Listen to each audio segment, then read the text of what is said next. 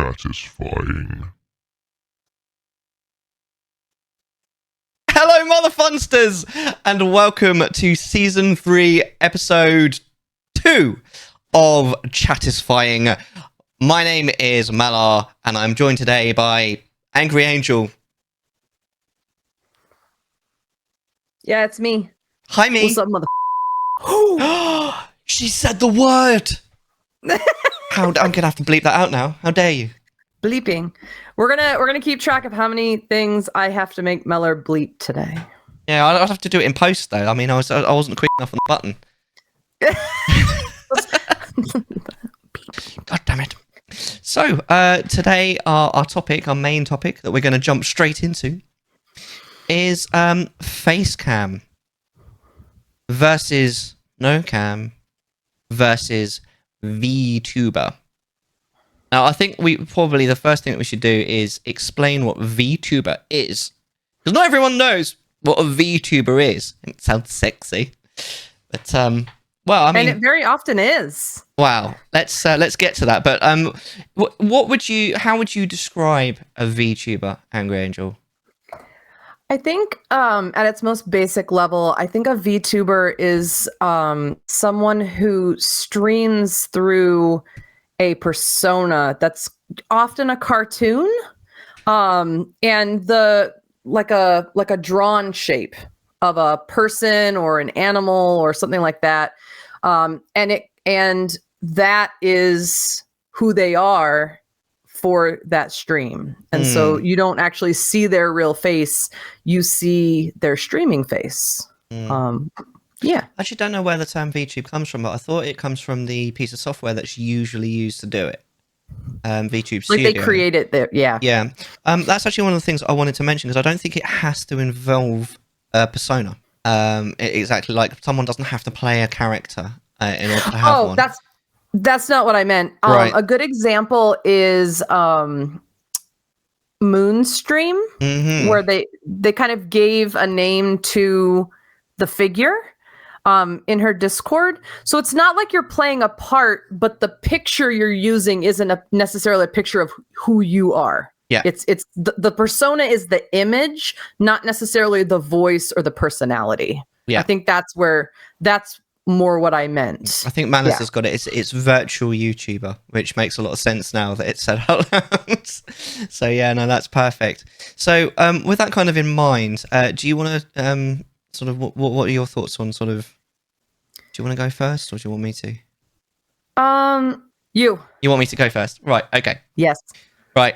So face cam versus no cam versus VTuber, and I think I always have to qualify this, and it's exactly the same qualification that we did in the previous in the previous episode, and pretty much every episode before that.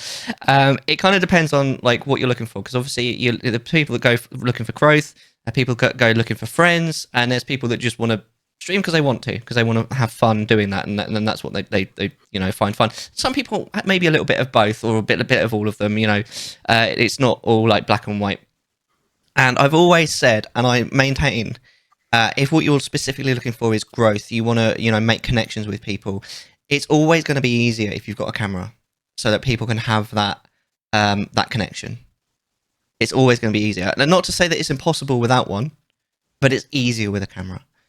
You're more likely to get people, to sort of join and stay if you have one.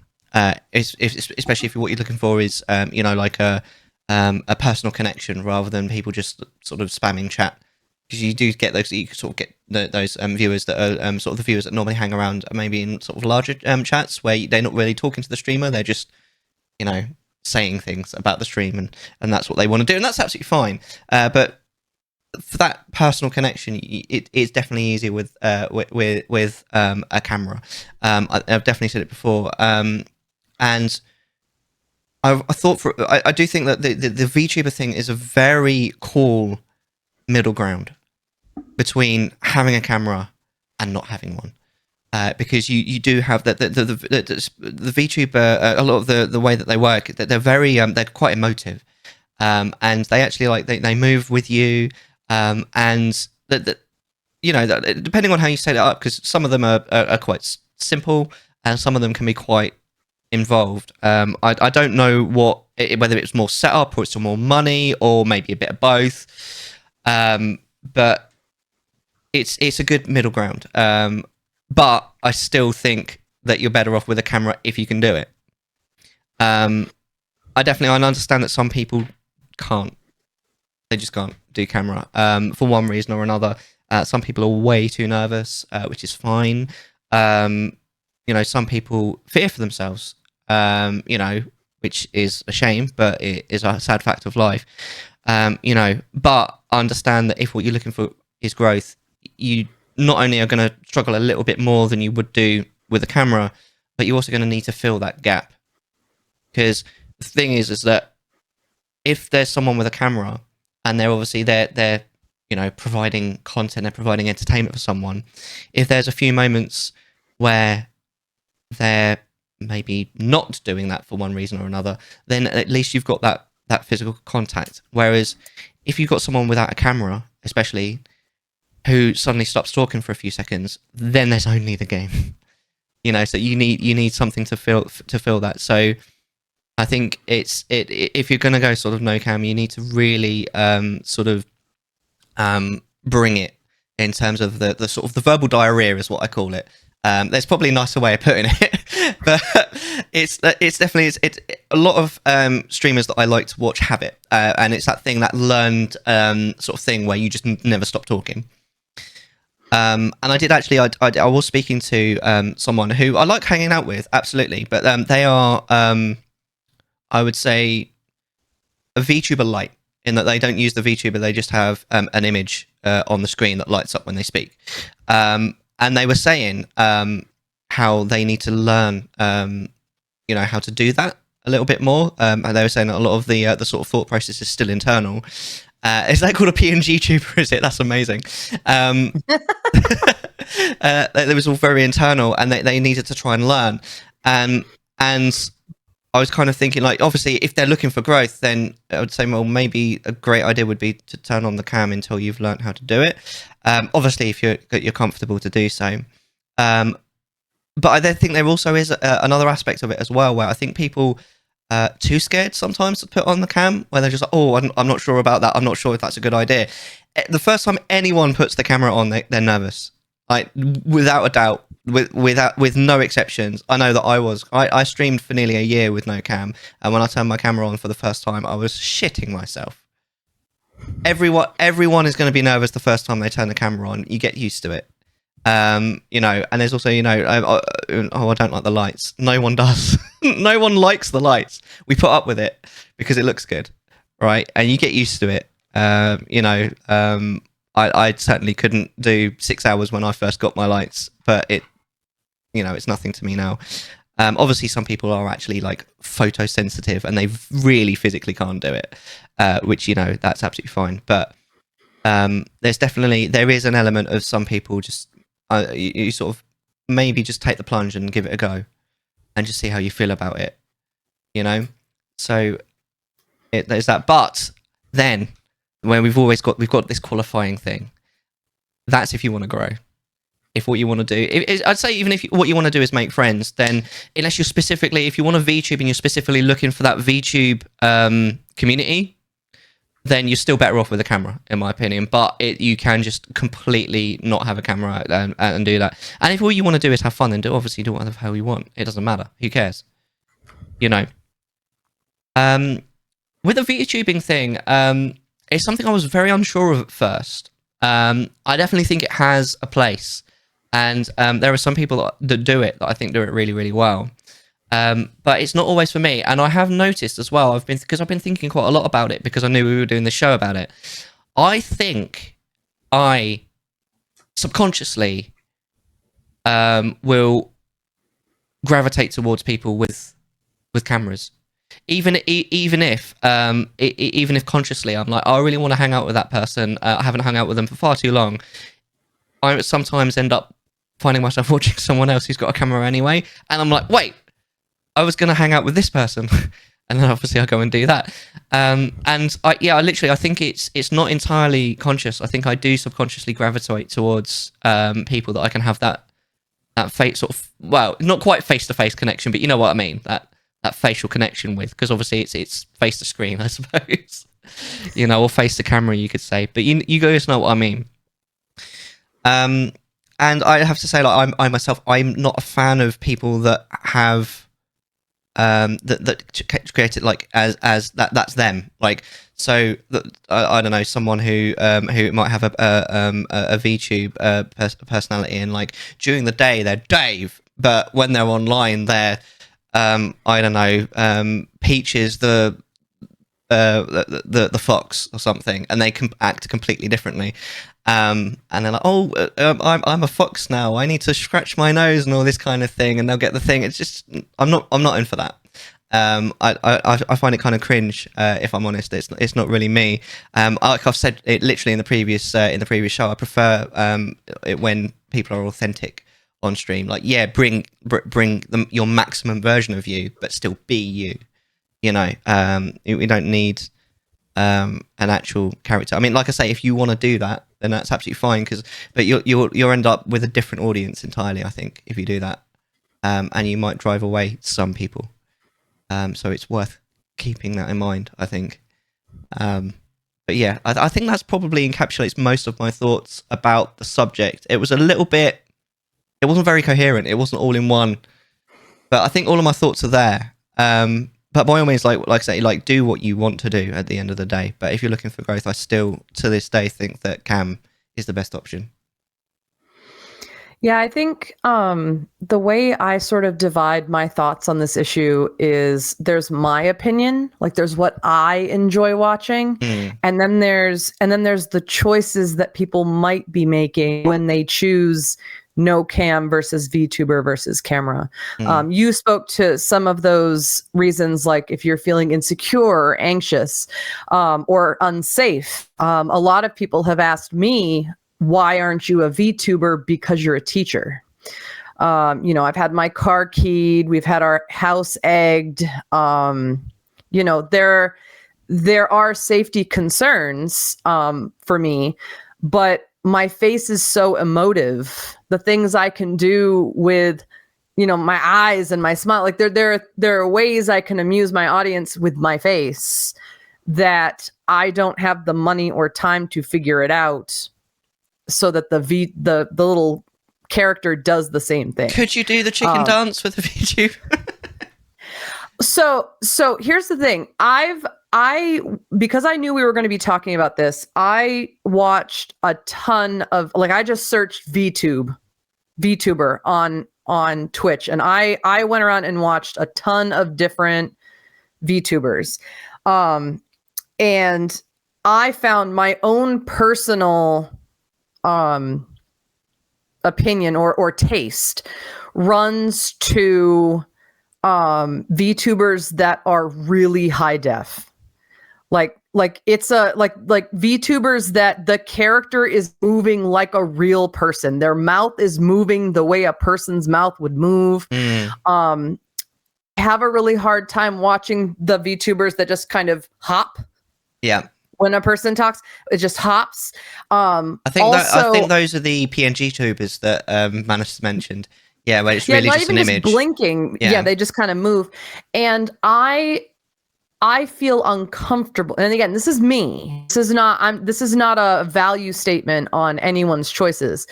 I feel uncomfortable with the very over-sexualized anime style VTuber. Like just the giant boobs and everything like that. And you guys know I'm not a prude. You everyone that's in the chat right now knows that I am not someone who is a prude. But right. Like if I'm gonna watch somebody for like 2 hours, it just doesn't feel, it makes me feel uncomfortable. And I haven't really explored why that is, but I know that those were the VTubers that I was like, okay. And then I turned away from it. When I started streaming, I knew that I wanted to be myself, because we talked last time about the importance of authenticity. Absolutely. And that you want to be, if you're going to, whether you're going to be off cam, on cam, or a VTuber, you should present in a way that is easiest for you and most authentic, because that's going to be the thing you can maintain in the long run. Whether you're doing it for fun or for growth or for whatever, if you're you're going to stick to it. Mm-hmm. It's not going to become work.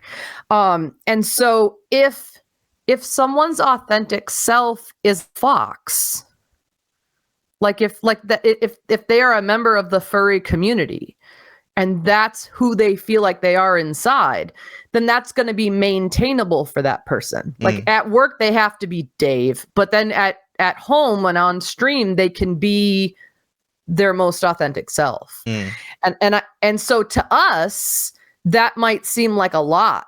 That might seem like a performance, but for another person, that might be who they feel like they are inside. And so I think at the end of the day, no matter which of these you choose, it should be the one that keeps you safe, and it should be the one that's the most authentic to who you are. Otherwise, the audience, like Mellar was saying, the audience you bring in is not going to be the kind of people you want to be surrounded by. So the no cam gets a lot of not hate, but like, we want to see people. Like if you're on here, you want to make a connection. The only thing that I like when there's no cam is someone who is doing like really high skilled stuff. So lately I've been watching a lot of Bloodborne, like no hit run, personal bests, and this weapon only, or like that kind of stuff. And in those kinds of runs, the person's talking, so they still have the mic on, but the screen is just the game. And so when you tune into something like that, I feel like having no camera there is good, because that would be a distraction. That very much goes into the other exception that we always talk about, which is that 0.001% of Twitch are the people that are actually shit hot at the game. Yeah, like there's a Destiny streamer called Esoteric. He's just stupid good. He solos everything. And he never talks, and he's never on camera, but his videos have just millions of views because it's that shit hot of the game. Oh my god! So I think no cam is okay to start. Like if you're just starting out and you're on the microphone, but I think my bare minimum that I'm willing to live with if I'm watching you, and this is my opinion now. This isn't like a prescriptive. You have to be there. So if you're not going to be there on camera, I need to hear you talking to me. Hello, welcome in. How you doing?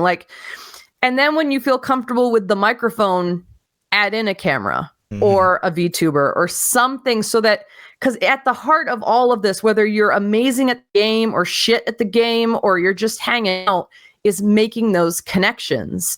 And to make a connection with someone, it involves communication, whether that's visual or verbal or whatever. It has to be, something has to be there to keep people coming back. So for me, it's be safe, be authentic, and know your audience. Build the audience, know who you're streaming for, and if what you're streaming for is a community of people, that's either a VTuber or a cam. Fam, there are very few situations where I would recommend streaming no cam.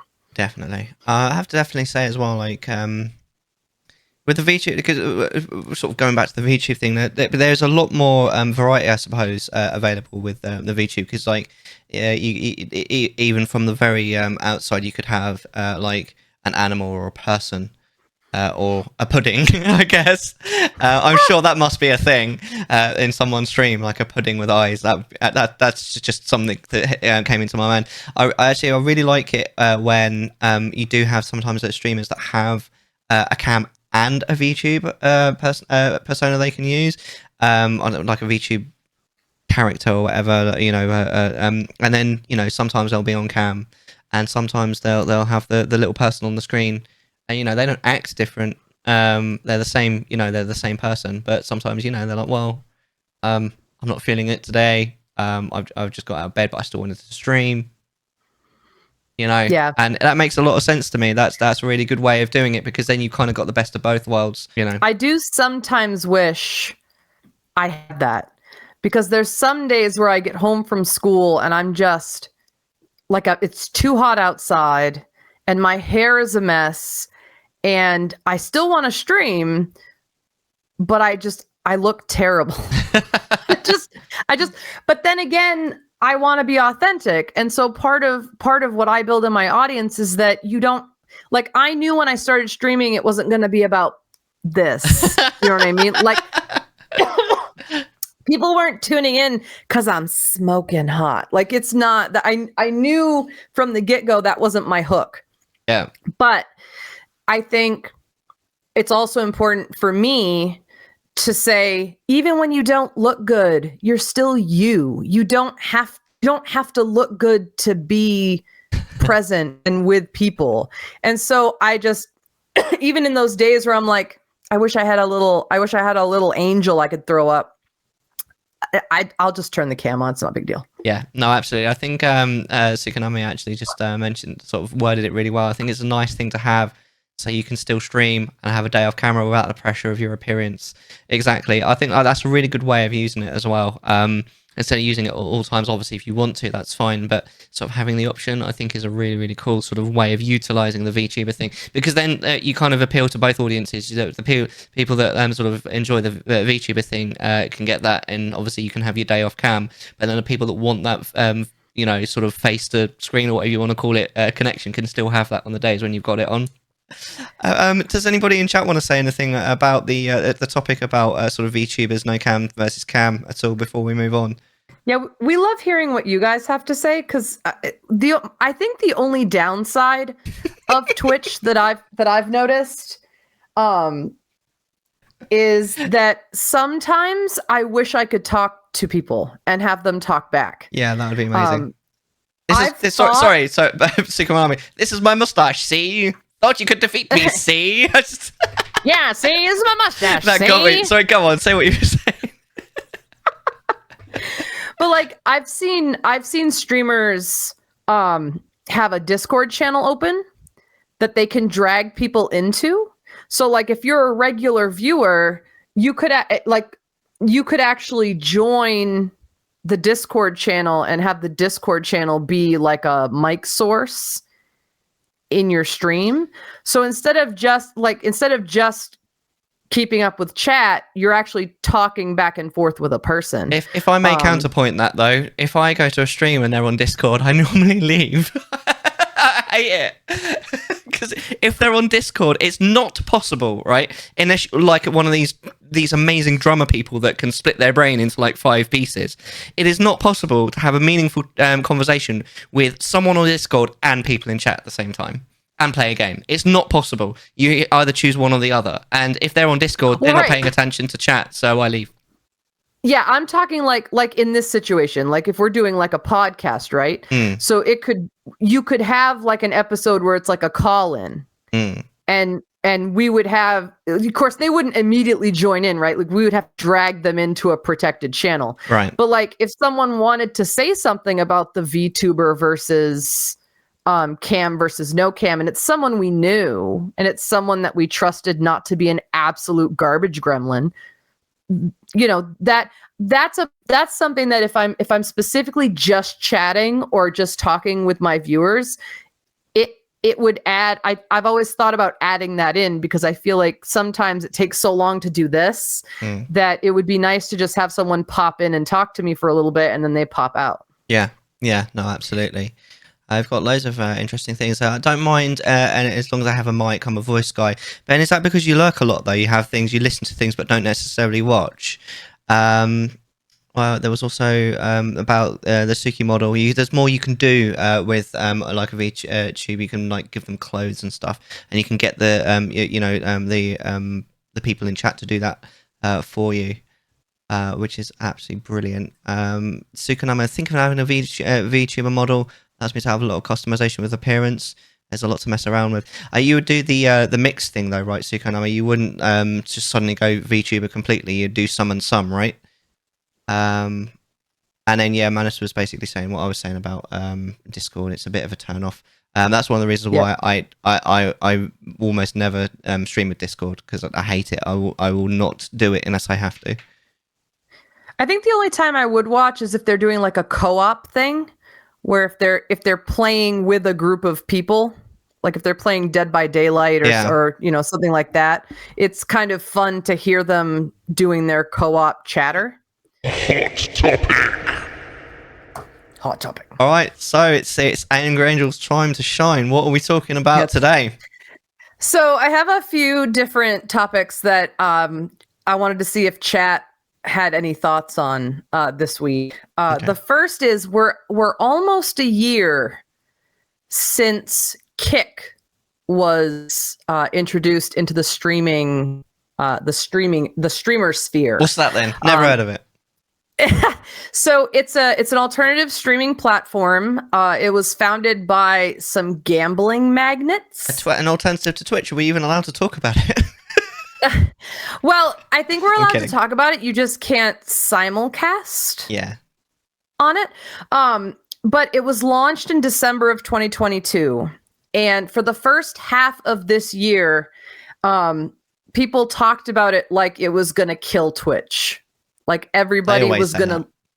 Yeah, exactly. Like everybody was going to leave Twitch, go to this new thing. And one of the big draws was the larger...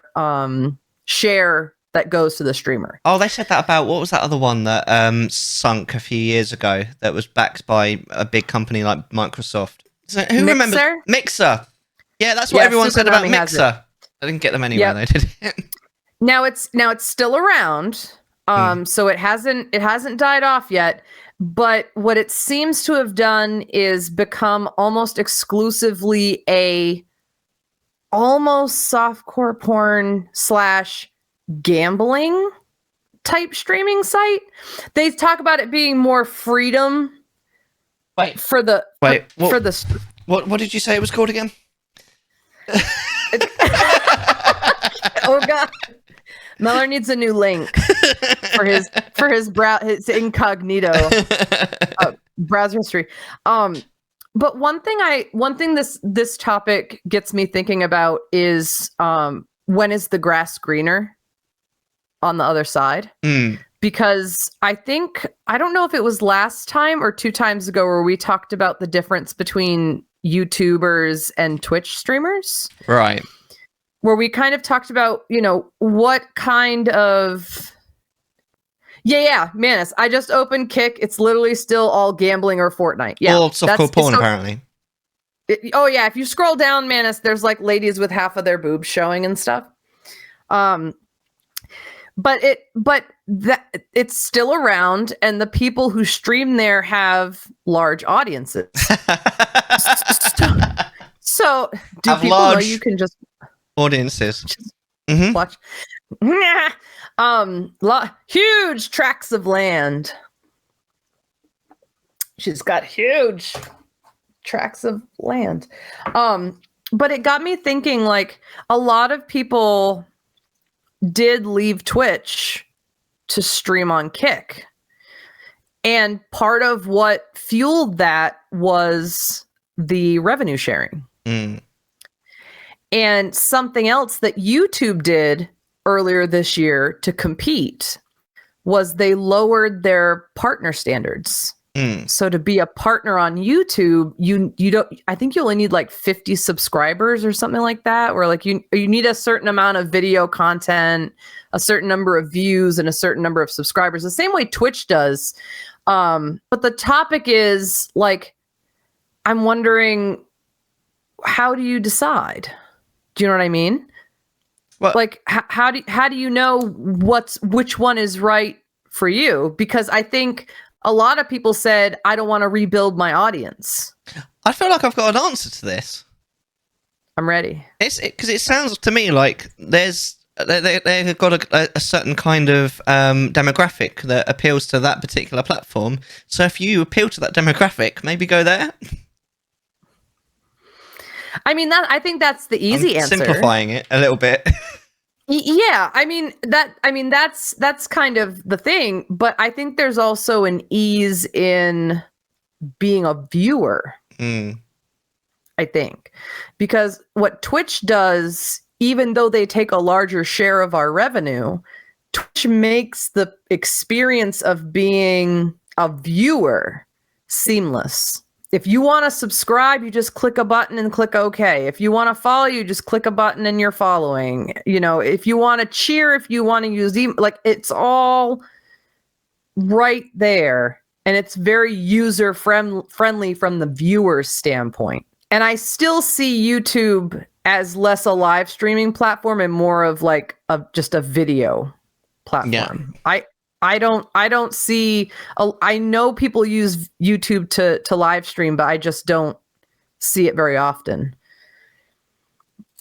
Indeed. So I was just curious, what does chat think? Has chat visited Kick? Do you have streamers that you watch? What do you prefer? I mean, Kick, Twitch, or YouTube? I'd never heard of it until you mentioned it. But like we've discovered many times already, I don't really keep my ear to the floor. So. That's why this is my segment. Yeah, exactly. But I think it's important to think about because, you know, as we move into this post-Twitter,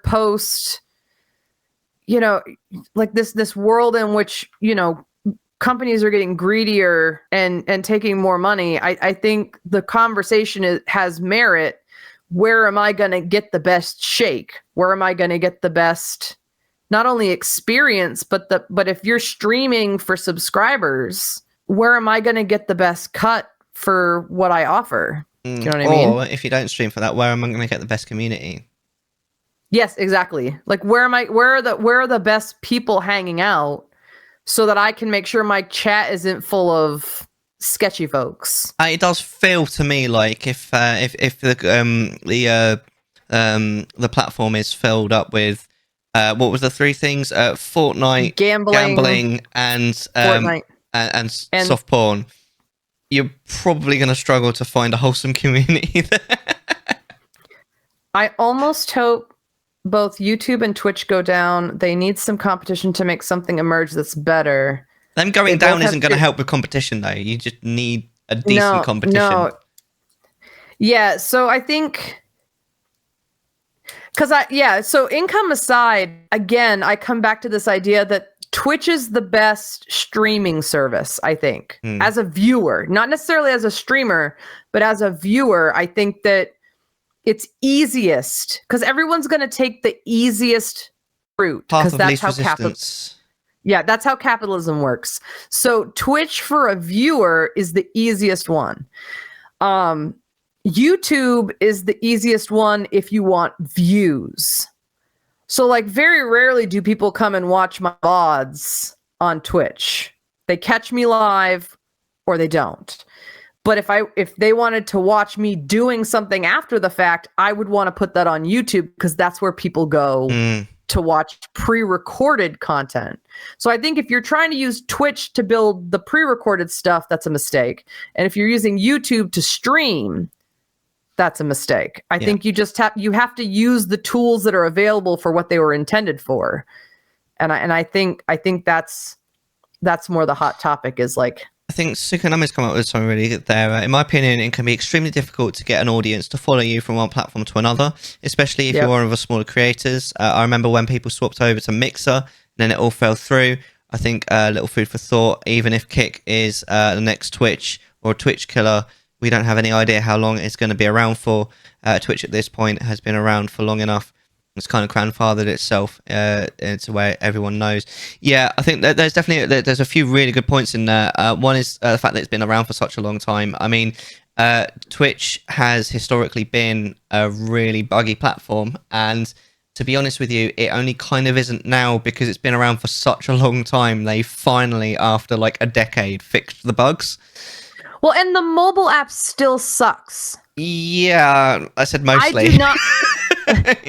Like I don't watch on my phone anymore because the mobile app kills my battery almost immediately, and it doesn't work. Like it freezes. I don't see hype trains. The chat goes crazy. Like I only watch on a laptop or a browser now because it's not worth it. It's just not, it's terrible experience.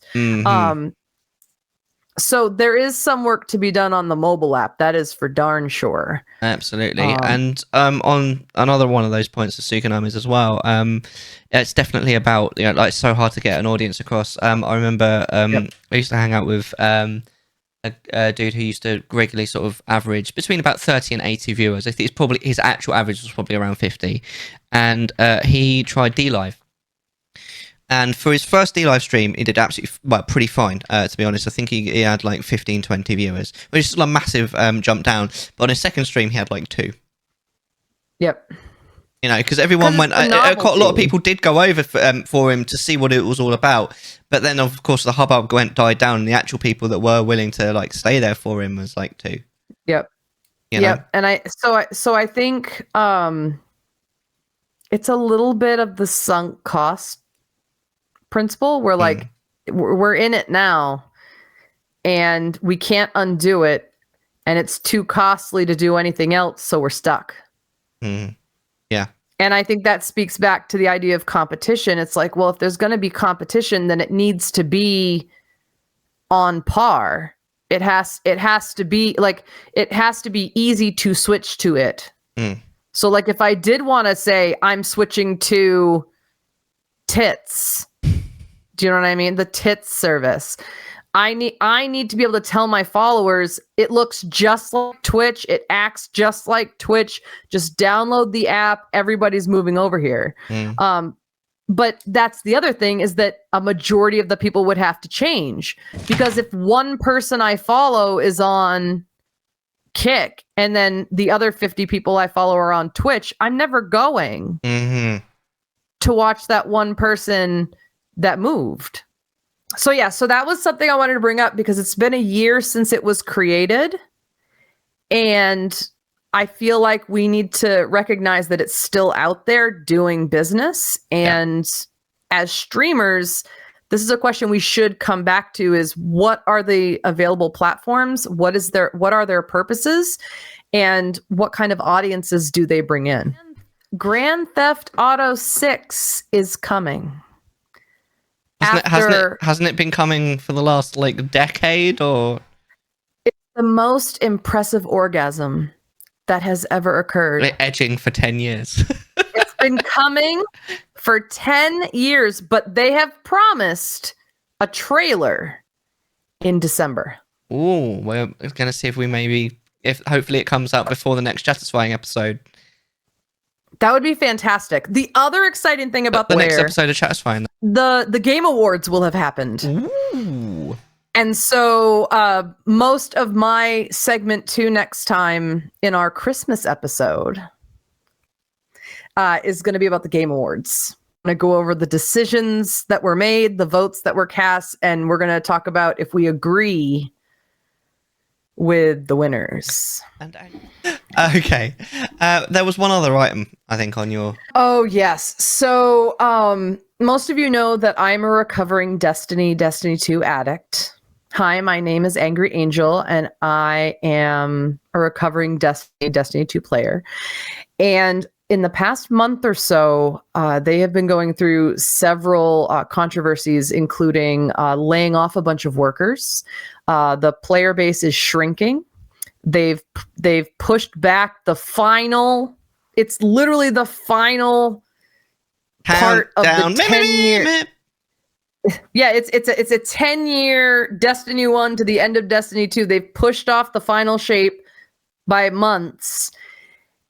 And everyone's just like, what is going on? I like they're known for pushing stuff back, but what a lot of people are saying is just like, how did they go from Halo to this?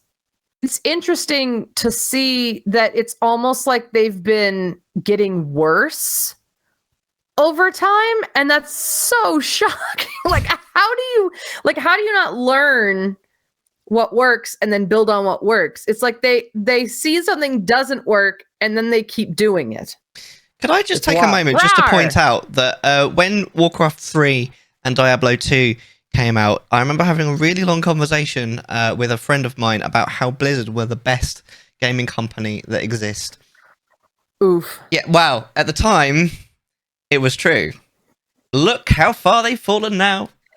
Back in my day, Bungie and Blizzard were the best gaming programs out in video game land, and now they've really fallen from grace. Right? Like, oh my god, like, it's just, what a mess.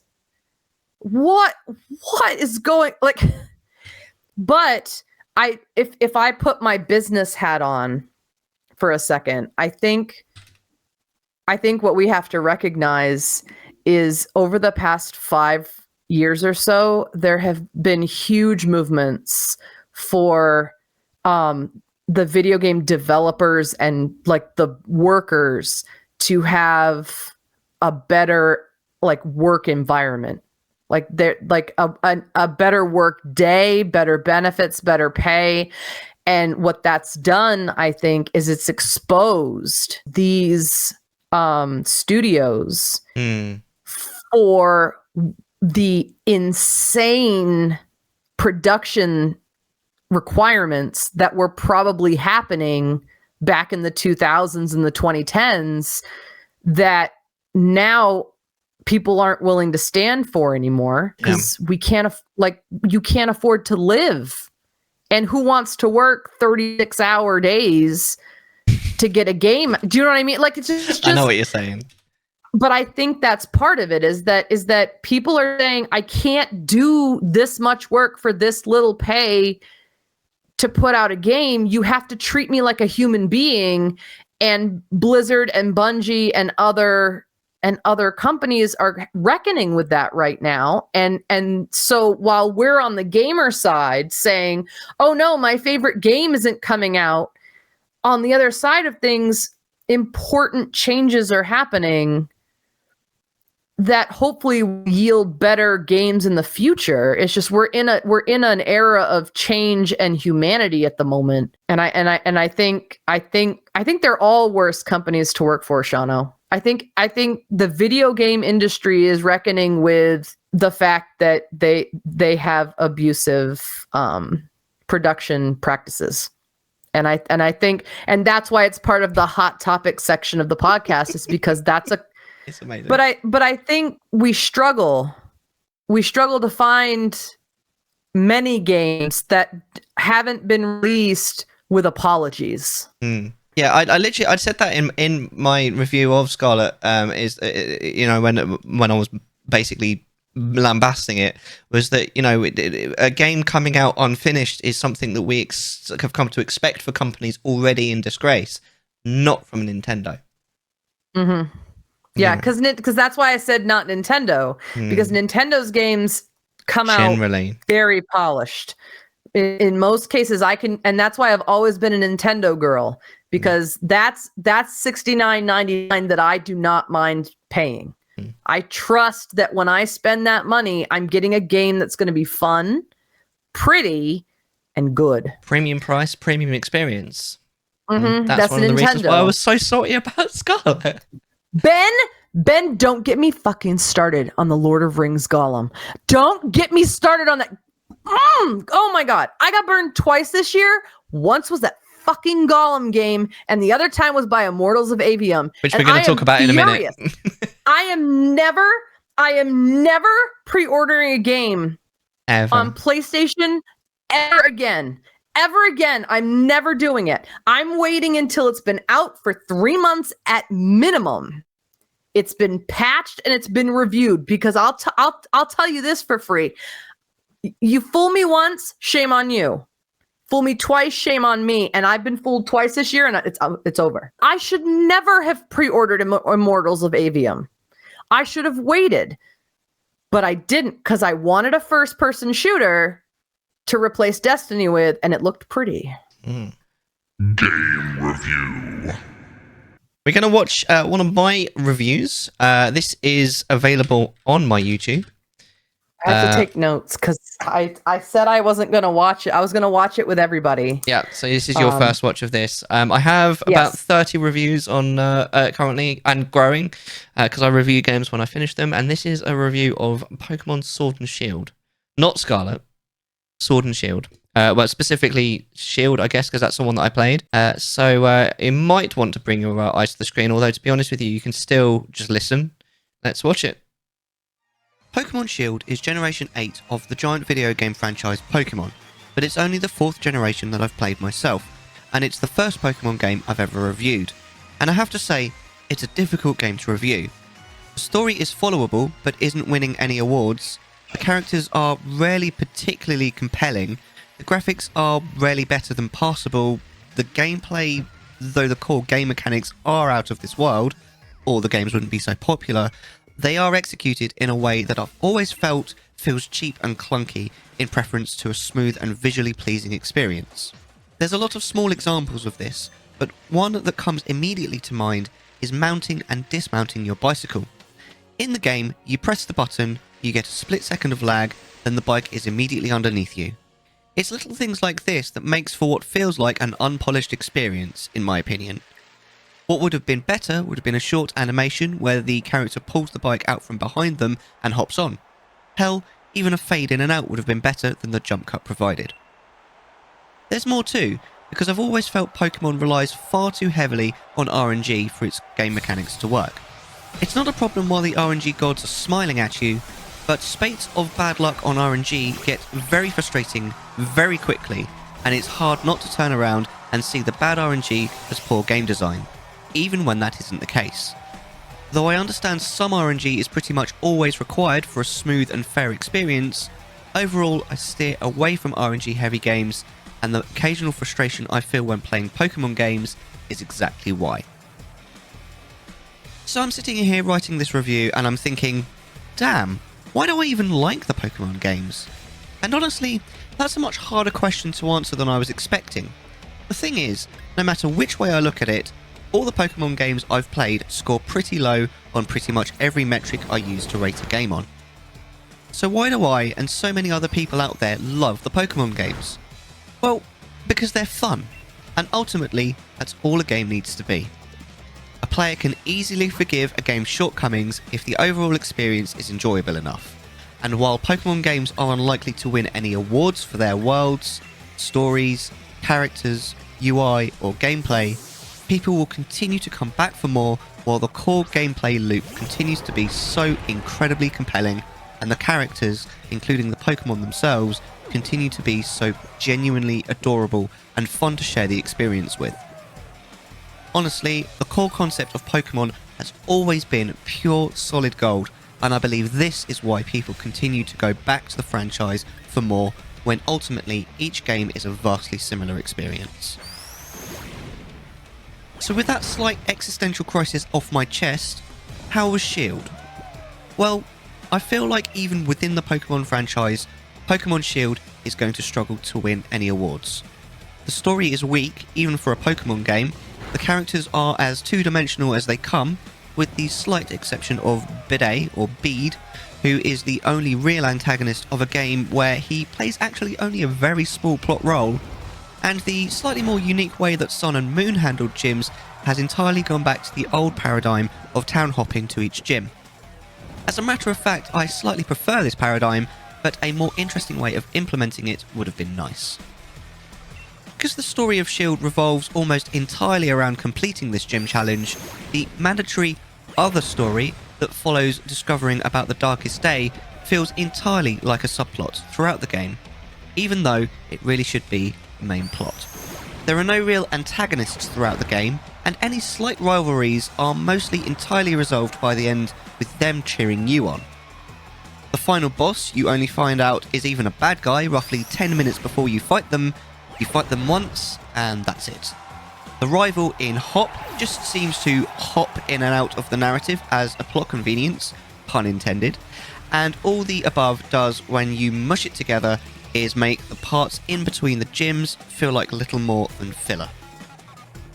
Compare this to Pokemon Sun, that at least had an interesting way of handling the gym challenge, and had a compelling story outside it with proper villains that were genuinely satisfying to finally beat.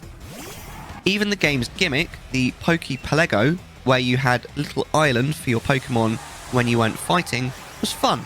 The gimmick of Shield is Dynamaxing Pokemon, a feature that can only be used either in a boss battle or at very specific moments of the game that just makes your Pokemon big. Yes, that's it. It just makes them bigger and increases their stats for 3 turns. Yay. So while I enjoyed Shield and I'm glad I purchased it, I'm not going to recommend it, even to fans of the franchise. There are simply too many other, better games out there to spend your time and money on. It's not a bad game, but it's also not particularly good, and feels overall like a lazy entry to the Pokemon franchise.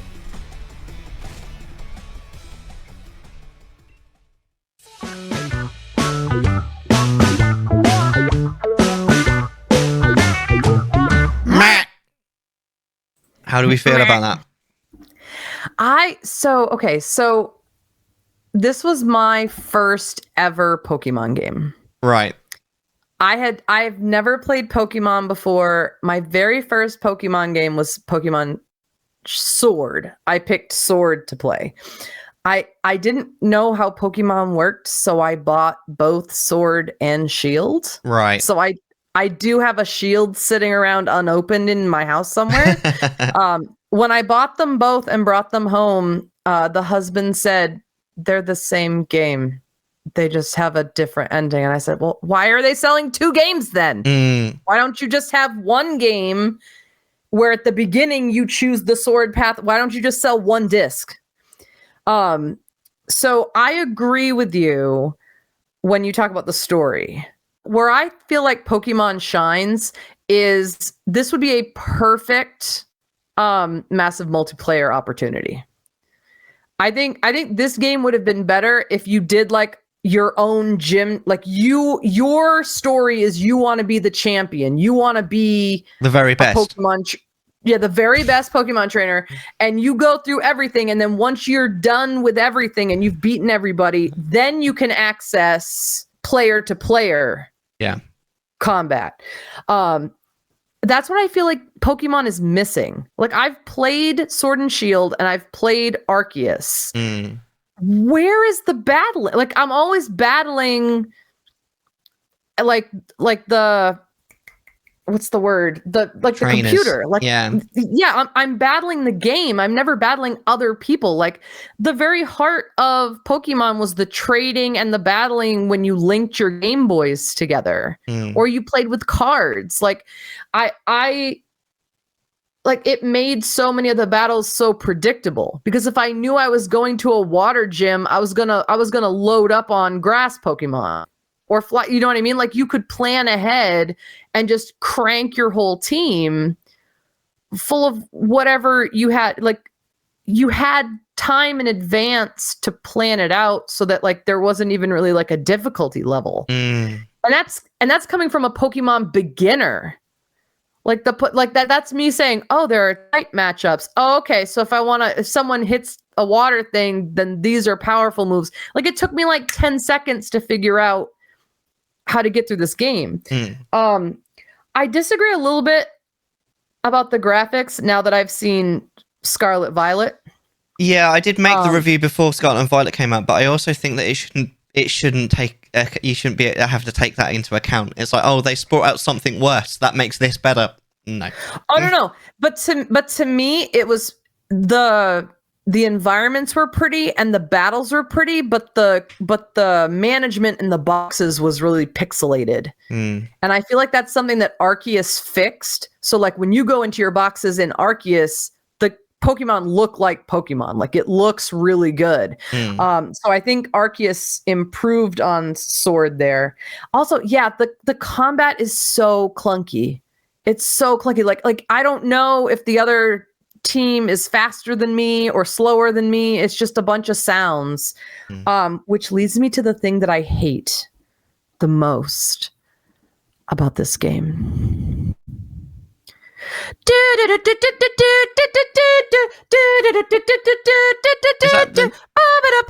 Just over and over and the music.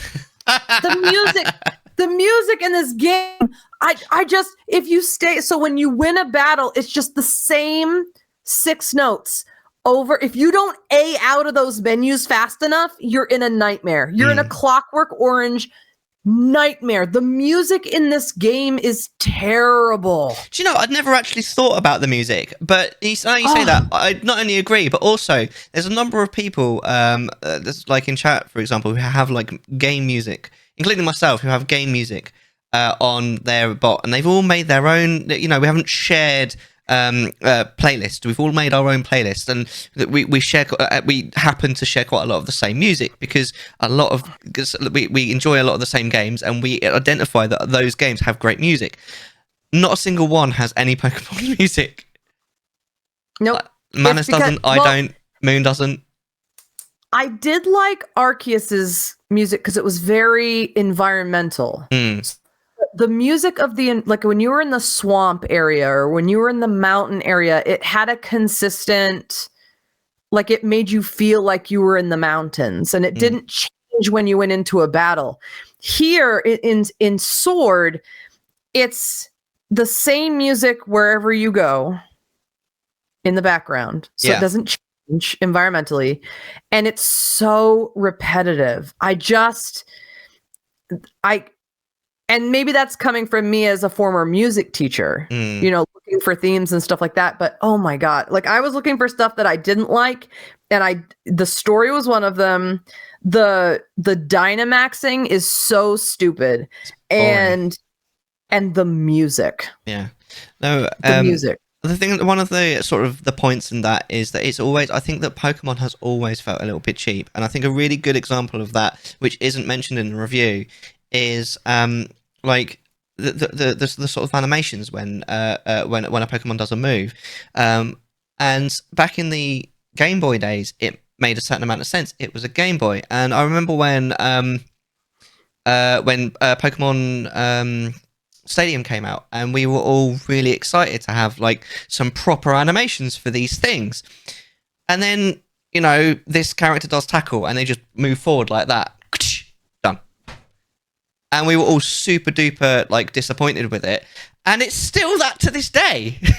Like, you know, it's still just done. And I think part of that is that it's a game for kids, so like it can't get too violent. Do you know what I mean? Like it can't get too like fighty, but at the same time, like it's 2023, and you can find a way. Like you can find a way to do like some of the Pokemon do tackle fine. Like if like the stupid sheep Pokemon. Mate, if Ocarina of Time and Majora's Mask can be rated E for everyone, then the Pokemon can be a little bit more violent. Yeah, like there's no reason you can't animate a bird to peck the other Pokemon. Like you don't need to show it bleeding or anything, but like the bird can fly forward and go peck and then back off. Like the technology is there. But you asked a good question, which is why do you like these games? And when you said that, I was like, ooh, that's a good question, because I like them, even though I wouldn't recommend them to other people. Right. And I think the reason is because I love collecting things. Right. So like in Destiny, I tried to collect all the weapons, all the armor sets, all that kind of stuff, all the lore pieces. Like when I play a game, I like to cover all my bases, and it's really satisfying for me to capture a Pokemon and put it in my water box, right, and keep track. Like those of us that are type A, organizational type mindsets, this is a game that but the deep dark secret behind that though is that it's a chore. It's a beautiful chore. But that I think is one of the reasons why I don't like the newer games. I'm not sort of in for that gameplay anymore. Maybe when I was younger I was, but not quite so much. So I'm looking for a story experience, and you don't really get that with Pokemon. No. As long as you go into like I play Pokemon when I just need something to do. Like, I don't want to get invested. I don't want to get in the middle of a quest. I just want to log on and play a video game for like 20 minutes. That's a good use for Pokemon.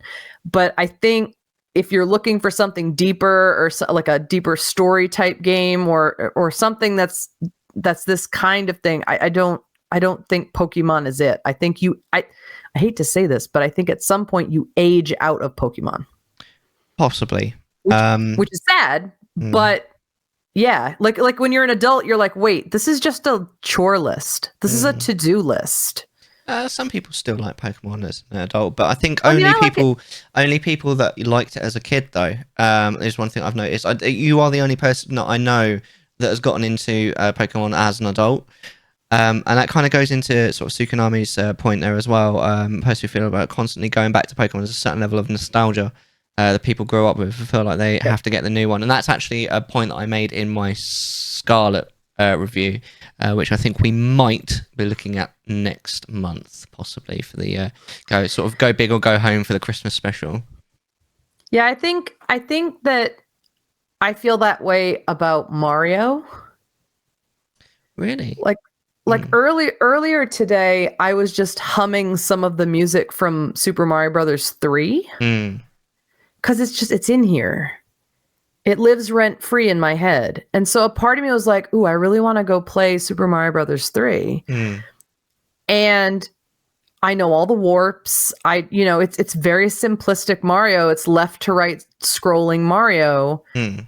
Is there a story? Mario doesn't have a story at that stage. It's just go save the princess. But the nostalgia and what I think millennials and Gen Z have to be really aware about in their consumption of media, whether it's books or video games or movies or TV, is that everyone making those things knows that our lives, this is a generalization, our lives are harder than previous generations. And those studios are going to come out strong with stuff that reminds us of when life wasn't quite so hard.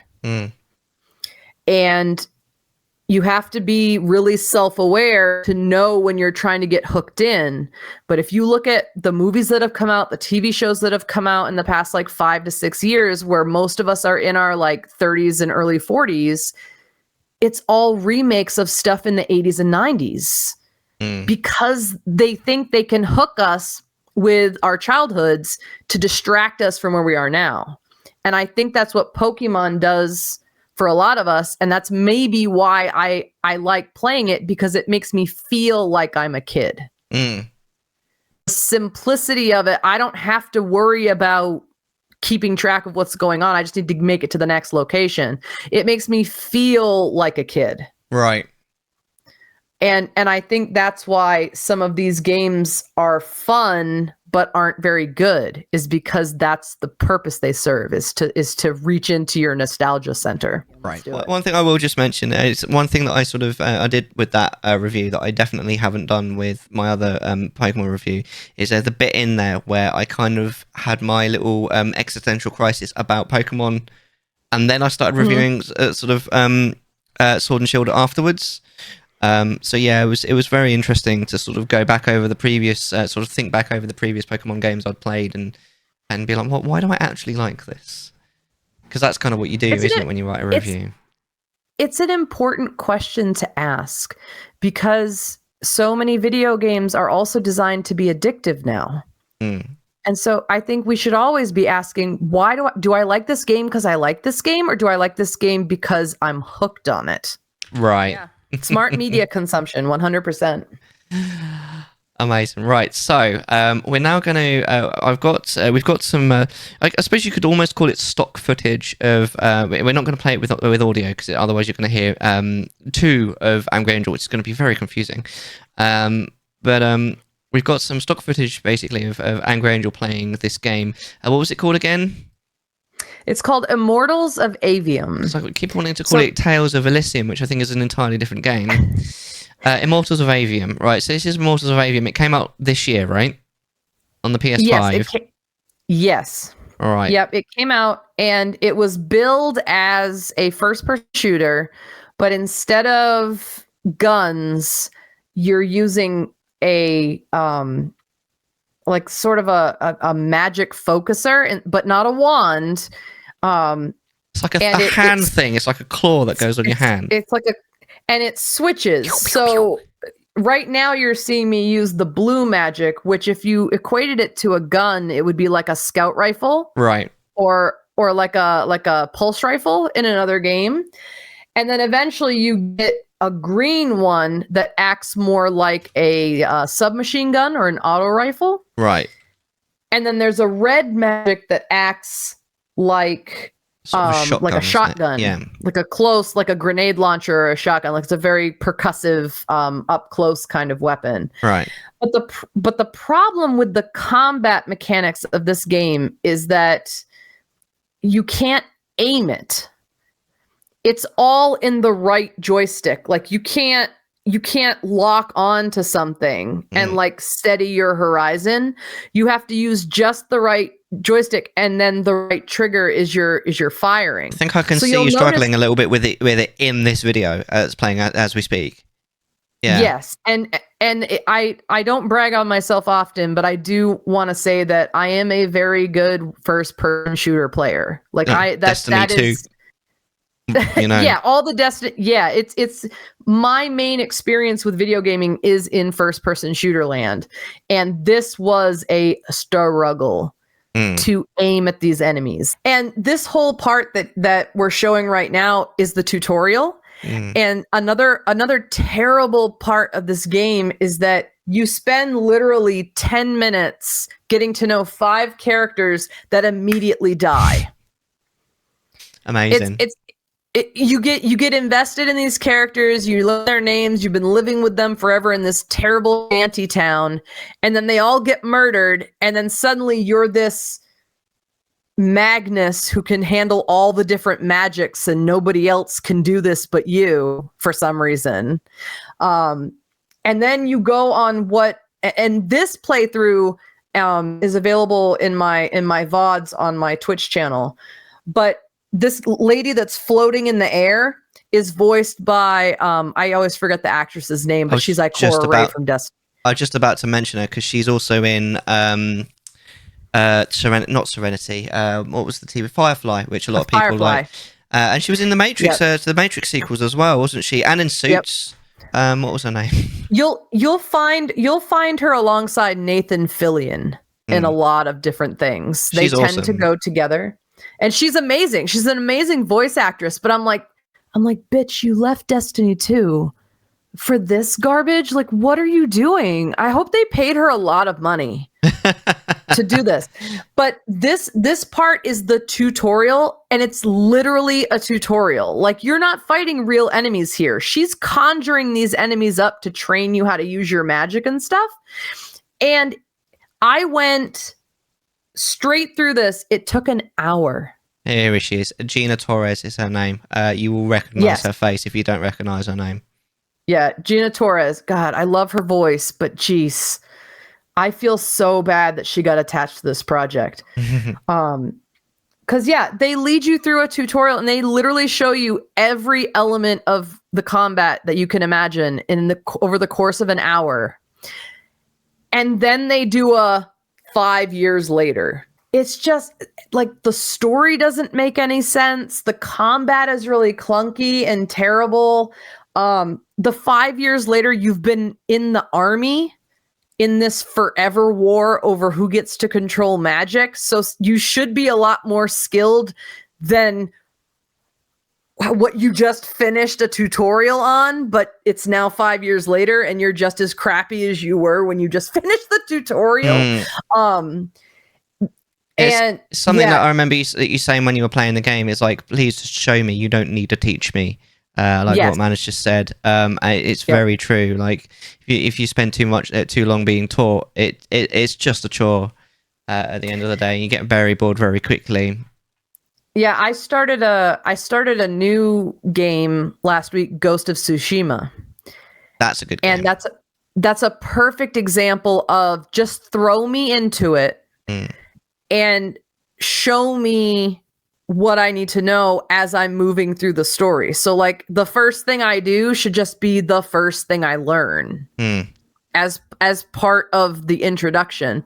This is literally, I went through all of these rooms being talked at. Yeah, it's a shame as well because I love high fantasy. Like it sounds like conceptually it could be absolutely fantastic. It just sounds like it's fallen flat on its face with sort of poor story writing and bad game design. Well, and they can't decide if they want, like, the way I've seen other reviewers talk about this game is that it wants to be Guardians of the Galaxy. Really? Like if you really get into the story, you make friends that kind of come with you on your journey. Right. And there's a big Drax kind of person. There's a little wiry, rocket type person. And the way they sass each other in the dialogue is very Marvel. Oh, I hate that fake sass though. It works a little bit for Guardians of the Galaxy, I suppose, because you've seen the movies, but generally it's a bit cringe. I don't feel. And the title sequence looks just like a Marvel movie. Right. I don't know if you can find it in the video, but when it cuts to the titles, you can't skip it. It forces you to sit through the whole title sequence. And it looks just like a Marvel movie. Yeah, I don't know if it happens after I join or if it happens after the tutorial. I don't know. We might never find it. Yeah. Fair enough. All right. Goop soup. God, it's wild. Like, you meet all these people in the beginning. Oh, and the beginning is just chase this girl around. You don't actually do anything. You're just getting talked at. You're running around and getting talked at. Right. You're learning to use your magic and getting talked at. And it takes 2 hours to get to 5 years later. Yeah. And even then, you're just chasing someone around and getting talked at. So, yeah, it's just, I think it could have been awesome. Yeah. It has a lot of the ingredients there to be awesome, but it feels like they just mixed the cake wrong. Well, and something I was saying while I was playing this was, why can't I customize my character? Like in 2023 in a high fantasy game, why does my main character have to be this douche? why can't it? If Skyrim can be any, like, you can customize basically everything about your character from the get-go, why does this have to be? Why do I have to be a male bowl cut douche? Why can't it be a female bowl cut douche? Like, why? Like, let me have a little bit of agency over the main character that I'm supposed to be in the game. Oh, but Angry Angel, they'd have to pay another voice actor then. But they've already blown all of their money on what's her name, Gina Torres. Honestly, I would prefer it if the main character didn't talk. God, he's so they're so irritating. Just let me be a silent, like Link. Yeah. Let me just be a silent savior of this world with all of my abilities. Just I'm cool with that. Fair. Don't play it. Yes, don't buy it. don't buy this game that I still want to call Tales of Elysium. I'll never memorize the name of this game. Immortals of Avium. Don't buy it. There you go. Yep. There it is. I can literally see you bitching about it. In the video that's playing at the moment.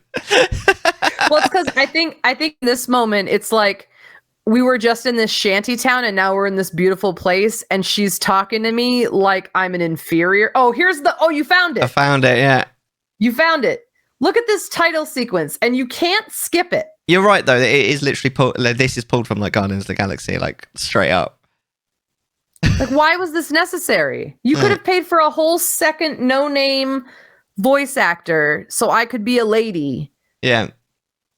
Instead, like, this isn't Thor. Come on, guys. Like, the fact that you couldn't skip it really floored me.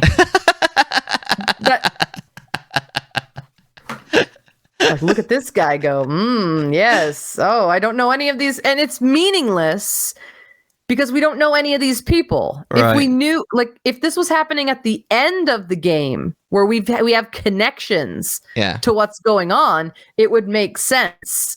But because it's happening at the beginning, it's just filler. Yeah. It's just so yeah.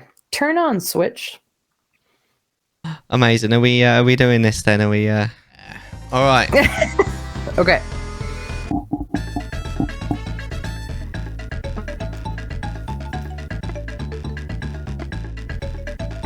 A 2-player Ooh. team, I guess. Yeah, sure.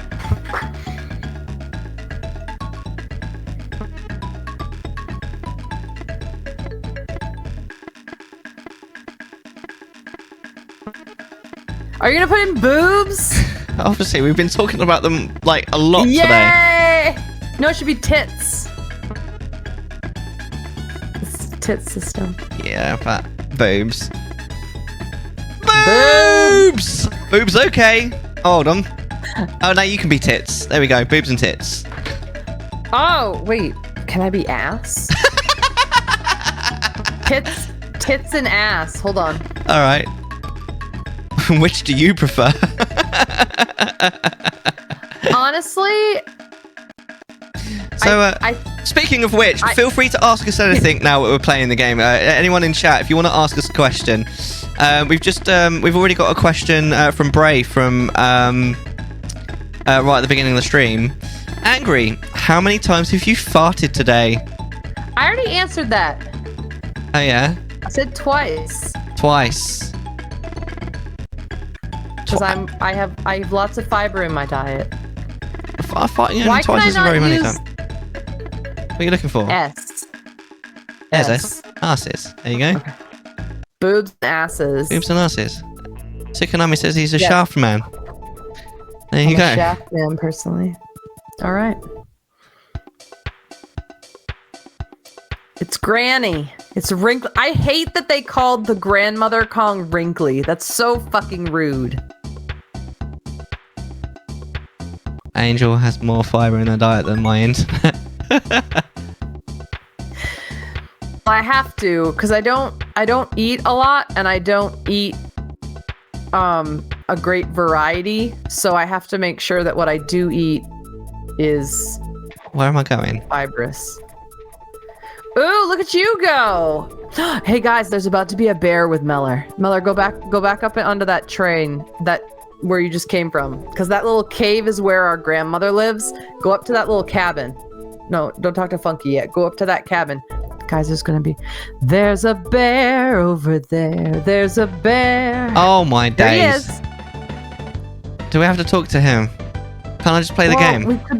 We could. But part of playing the game is the bears. Mr. Yes, Voice please. Actor. You gotta be Wait, Yes, we don't have any please. money yet. Oh, we don't. Oh. Okay. No, you gotta be joking. Not interested. No, let's leave. Oh, Tsukunami, that reminds me. The other part really hated about Pokemon Sword was the trading system. It was an absolute garbage fest. It was impossible to. Okay, now you have to go talk to Funky. Go talk to Funky. Okay. Because like I felt like I had to go online and Google Pokemon Sword share codes to connect with anybody. Like if you didn't know people, you needed certain codes to get certain things. Oh look, it's me. It's Kitty Kong. So I'm hoping. Oh, we get to motorboat finally after talking about it earlier. Motorboat. Ooh, do you want to play Simon? Go up to that little beach right there. Huh? Go up to that little beach. Who's muted? What do you mean?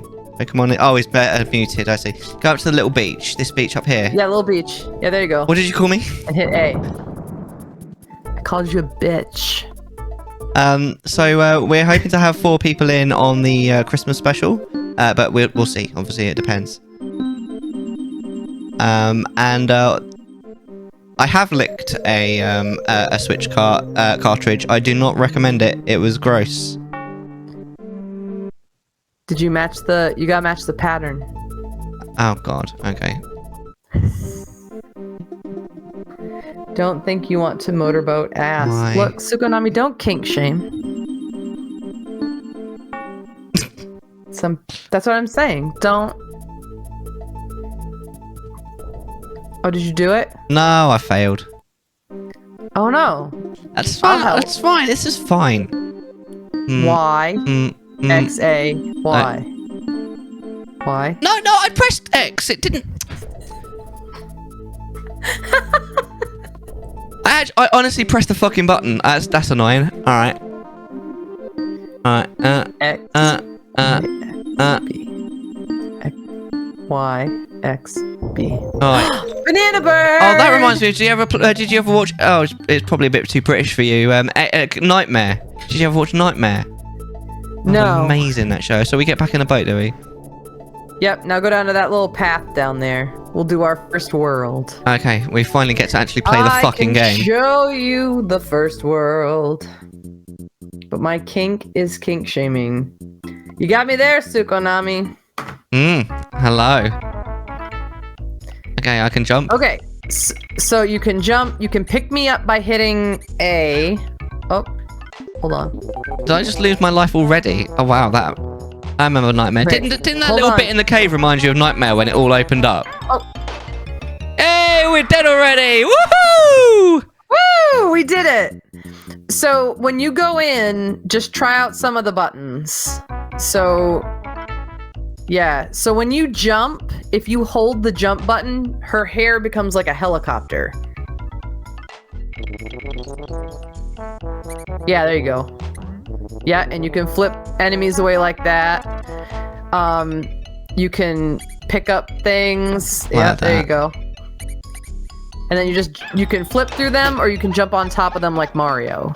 Nightmare was way too old for you, Tsukonami, yeah. Wait, why didn't you get a go then?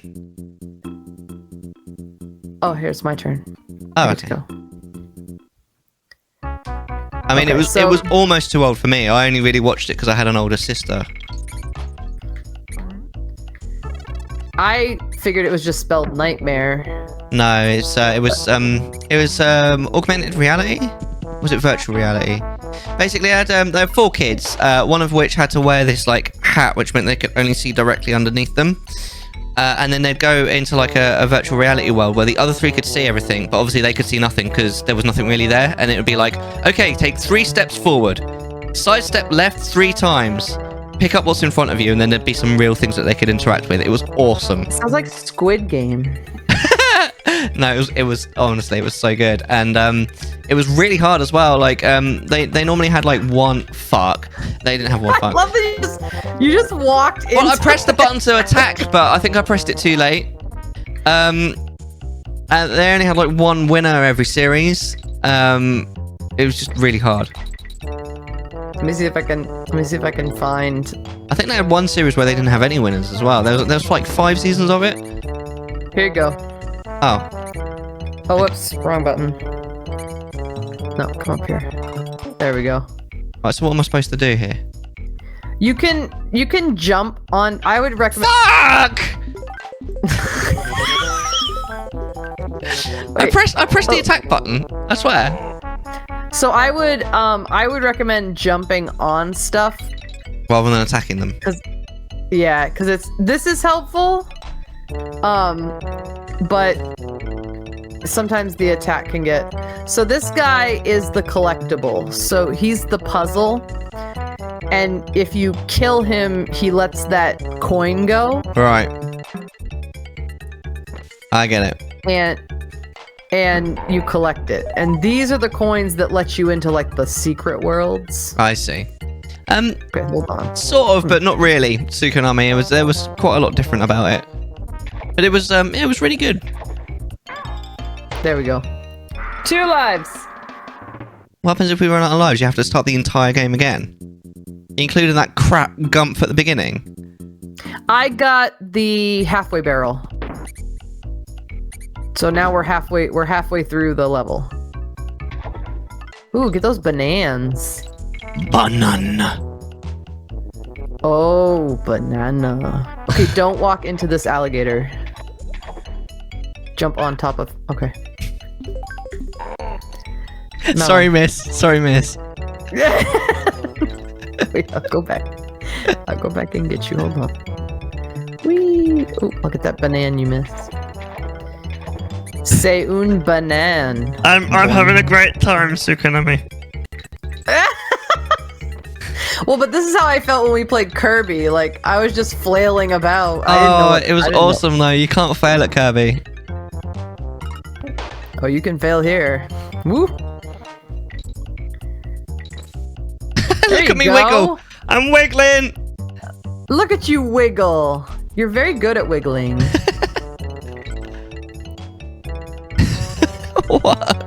What have we become? Banana freaks. We've become wigglers. How difficult is Kirby? Kirby is ridiculously easy game.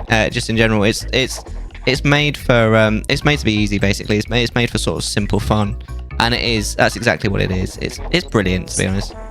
So here's what I would say about how difficult Kirby is. If you experienced Kirby as a kid, it's easy. If you're experiencing Kirby as an... Collect those bananas, Mellar. See the banana? There you go. Just drop down on it. How do I there you drop down? go. Right. There you go. There you go. Look at you go. You're doing it. Oop. So proud of you. You're doing so good. You're learning. And what's so interesting about us choosing to do this gaming stuff is I'm really enjoying watching each other learning something for the first time. The fuck? Whoa! Ooh, Dumbo! You get the elephant! Dumbo! Can you fly? Can you take us to the next level, please? No, the elephant will suck things up and throw things. So if you hit Y, it will... I hit Y. Wait, that was X. That would have been Y on my other controller, okay? Okay, so I'm gonna show you how the elephant works. So if you hit Y, you can suck in something from a distance. So like you can be far away from it. But Dumbo can fly. Why can't you fly? Why can't you fly? This isn't Dumbo. The ears aren't oversized. That looks exactly like Dumbo. Where's Disney's litigious copyright people? Where is it? But I think Kirby, I would take a minute to oh, that's you, to figure out, because I didn't really understand how Kirby worked, where you have to kill something and you eat your skill. It's unbelievably forgiving, Kirby, though. Like, yes. Oh you'll my God, you almost just walked right into that mouse, and I was gonna freak out. No! Oh my God! Oh! I was gonna try and do the bip, and it didn't work. It's fine. This is fine. The bip. Yeah, I was gonna. Oh, the flip, the hair flip. I'm gonna keep going bip over all three of them, but then. Oh well, that's just cheating. What? I was doing the bip. No, you did it. You succeeded where I failed. That's all right. That's because I've played this many times, and this is your first time. Yeah. And that's okay. Now I'm trying to find a bucket with you in it. Why am I in a bucket? Is it like a KFC bucket? Am I getting eaten? Yes. Awesome. No. Awesome. Guys, it's been a minute since I've had Kentucky Fried Chicken. It's been a hot second since I've had that. The last time I had it, the mashed potatoes weren't completely mashed potato-ified. There were bits in it. Yeah. That's grim. Like it wasn't mixed quite right. And it was gross. There you are. That is grim. Get ready to jump. There you go. The input lag is a little bit concerning. Whee! This is fine. This is fine.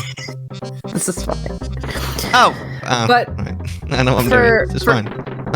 For chat, I think for next time, we might be trying to find a game we can play with some special guests. For our Christmas episode. But it'll be one that we're both kind of new at, I think, that neither of us has played before.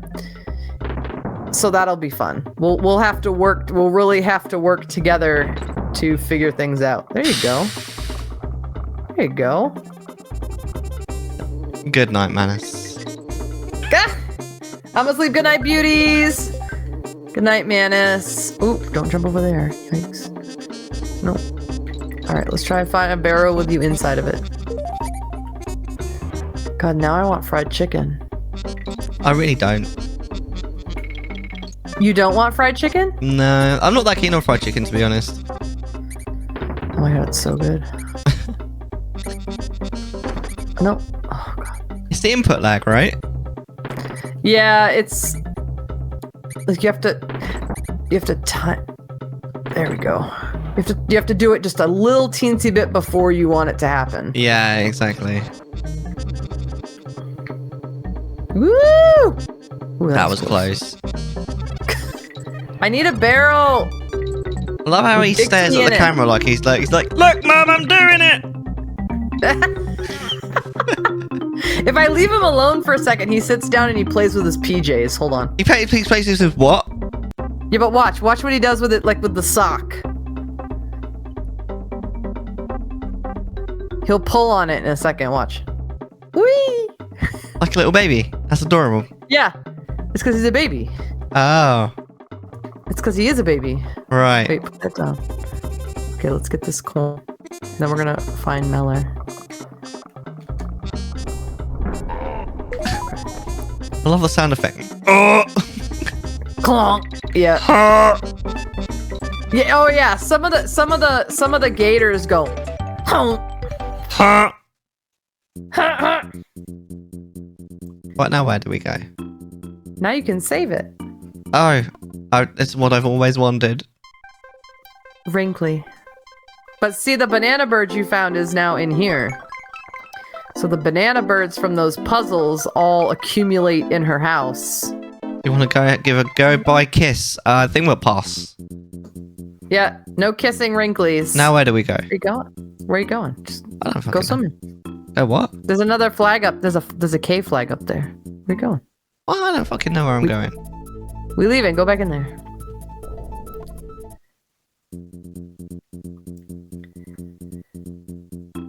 There you go. Keep going. Now go on again. There you go. Now swim across the lake. Oh, There's right. a bear in the middle of the lake. We're going over here, right?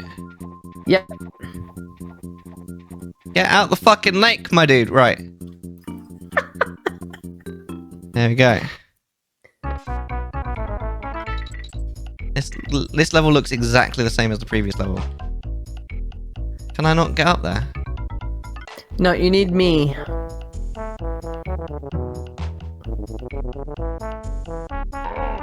Ha, Ha, ha. ha.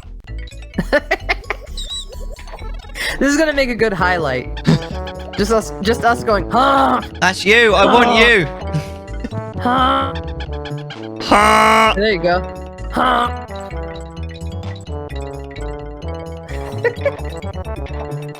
Like, what is that? Oh, it's an enemy.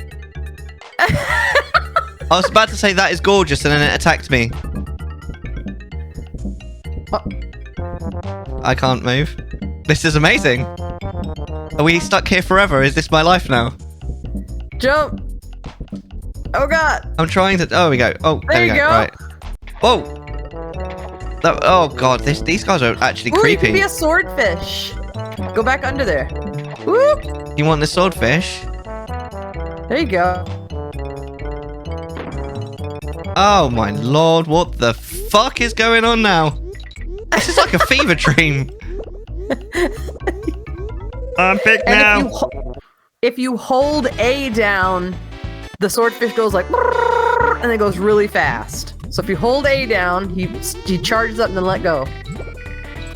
There you go.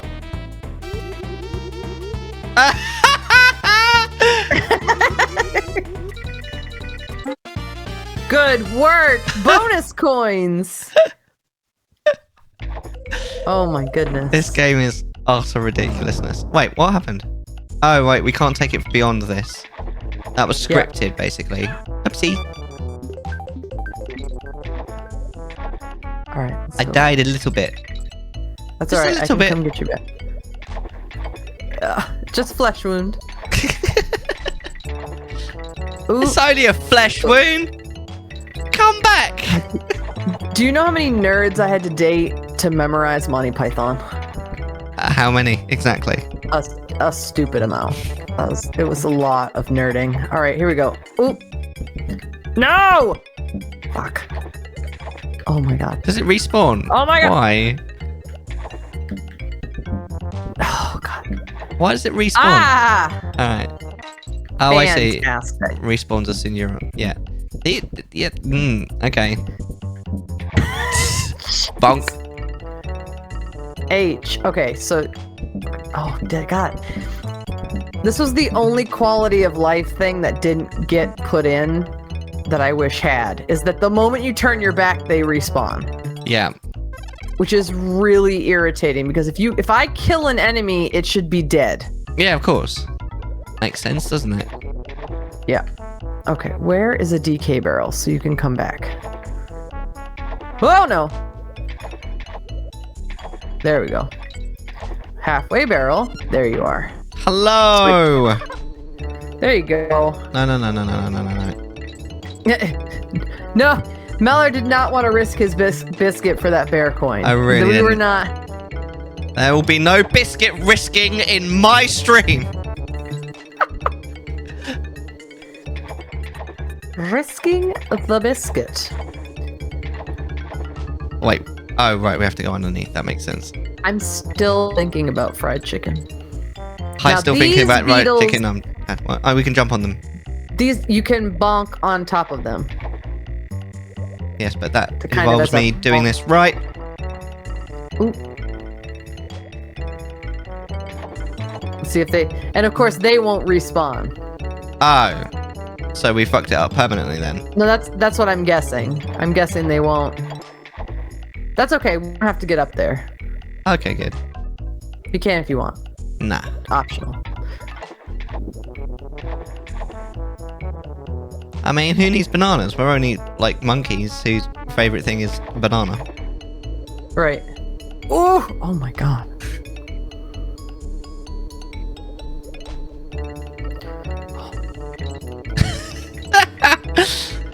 What? It's just tightening your, tightening your butt cheeks here. Mellar is getting as close to the enemies as he can get and still be alive. That is your talent in this game. Is you're making me go. I'm tightening those butt cheeks, and then right? we're okay. Yes. Consider they are this, clenched. Consider this a workout. Oh, my bun. Yeah, Yeah, you're in. my buns are working out. Mm-hmm. Whose turn is it? Is it my turn? Yeah, My yeah. turn. All right, I'll play for a little bit. So this is Skidda's the row. last. This is the last level, yeah. I'm not sure. Oh no, it's an ice level. I hate this shit. Look at that dude just slipping around like he's having a whale of a time. He's like, ah, it's snow, snow day, no school. Oh, and they didn't ask for this. They're just slip sliding around having a good time, and then we come in and bonk them on the head. Bonk That's them not- on the head. Yeah, so they were having a great day, and now they're having a bad day. It's rude. Oh, my head! What did you do that So for? Mellar, do you know any co-op games that you'd be interested in playing for the next stream? Do you have anything that you've been thinking about? No, the only game that's really been on my mind that I haven't been streaming recently is Final Fantasy X, because I've been playing that quite a lot off stream, but that is very much a one-player game. Yes. What, do I need to press something? Yeah, because it doesn't want you to die because you're not right there. Right. So it blinks until you say you're ready, which is kind, I think, of the game to do that. Oh, now it's snowing harder. Ah, I can't believe we get there Oh, and I'm right first. there. I'm right there. Oh no! It's fine. This is fine. It's beautiful. It's fine. Your turn. Oh, I got you. Oh yes. And what's fun is I don't think I ever got to play this with somebody, so Yeah. it's neat. It is It's neat to watch you play. Yeah. All right, go. All right. Oh. Snow day. Oh. Yeah, he's just slip sliding around. Like. Okay. Whoop! No, I'm not messing with that. Oh, I'm gonna let you have this beetle chance. There you go. A beetle chance. Is that like stolen dance? Oh, won't you by my side? How do I tap you back in? Select. Done. Ooh! Oh no, I died.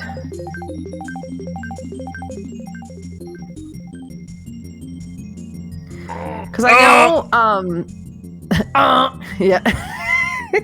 Oh no, oh no. Ooh, so close. It's fine. I had 2 games that I've sort of found online. One is the It Takes Two. Yes. Where it's the parents that are thinking about getting a divorce. And that game looks amazing. I watched 2 people play that. There was also Human Fall Flat. Looks like it might be quite good fun 2-player as well. Yes, and I don't know if you can get it on Switch. Oh, I just jumped in a hole. Oh, you can't, but you can get Human Fall Flat on Steam. No, I mean the It Takes Two. Oh, I have no idea. What's it normally on? Is it on PS? I have it on PS5, and I can look up if it's crossplay. All right. But it's pretty cute. I've played a little bit of it, and it's very co-op. Oh wow! You just jumped in the same hole I jumped in. I didn't even see that was a hole. That's what she said. While I am playing, do you want to look up and see if it's crossplay? What was it called again? It Takes Two. It Takes Two. It Takes Two. Cross-platform is literally the first question that comes up. PS4, Xbox PC. The answer might be no. It Takes Two doesn't support cross-platform on PC and Xbox One. Oh. But does it say it's on Switch? It's not on Switch. The other one I was thinking was Unravel. The sequel to Unravel came out, and it's a co-op. It's Unravel 2. And I don't know if that one is crossplay. Is Unravel 2 finally cross-platform? Unfortunately, Unravel 2 is not cross-platform between PC and mobile devices. PC and mobile devices. Unravel 2 isn't cross-play. It does not require multiplayer. The game has been designed to allow a single player to control both characters. You can get it for Switch though. It is on Switch. Unravel 2. Begin your adventure in a cold and imposing land, then watch your surroundings blossom with new life as you chase It's your turn. the spark of adventure. Should we call it a day if after we either win or lose on this life? Yeah, sure. Sure thing, chicken wing. Ooh. Now the pressure's on. What time is it? No, that's perfect. One thing that I hope our viewers are enjoying and that I'm really impressed with us on is that our pacing for the podcast has been just very nice. Yeah? Oh, Yep. that's me. I like it. It's a good I like that it has segments. I enjoy the segments. All right. Mellar has had it with Donkey Kong, and that is okay. I think the problem is I suck at it. Yeah, but that's okay. You suck at anything the first time you do it. So as long as you go into it with those expectations. Phrasing. No, that was a lot of fun. Thank you so much for joining me for episode 2 of season 3. I think that went really well. Like I said before, we're gonna see if we can get some other people in. the idea I think would be, some of the other hosts. So we're going to see if that works. Looking forward to that, and we'll do like a Christmas special. We'll bring our A game. We always bring our A game, darling, but we'll bring our A+ game to that. We'll really bring it. I think we're probably going to end up reviewing Scarlet, because that's the one that I really just destroyed in my review. I was very unhappy with that game. So we'll probably have a bit of a bitch and a moan about that. So that'll be fun. Plus everything else. So thank you everyone for hanging out in chat. Thank you everyone for watching Elsewise. I've been Mellar21. You've been... And I'm Angry Angel. And hopefully we'll see you guys next time. Bye for now. We'll see you next time, guys.